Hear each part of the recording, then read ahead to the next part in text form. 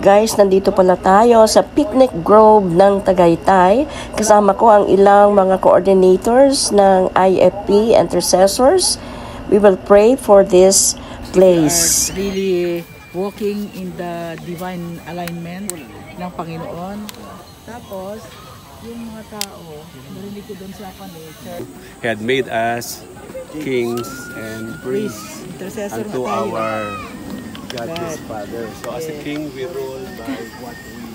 Nasa atin po yung kung ipapahintulot natin o hindi. Pero number one yan, magpakumbaba talaga tayo. Hingi tayo ng tawad.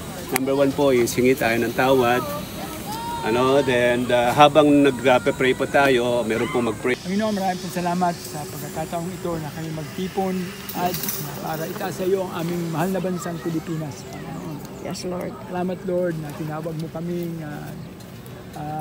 intercessor, Lord. Yes, Lord. Hindi ikaw, yung Espiritu, Lord, ang mahuhunan nito.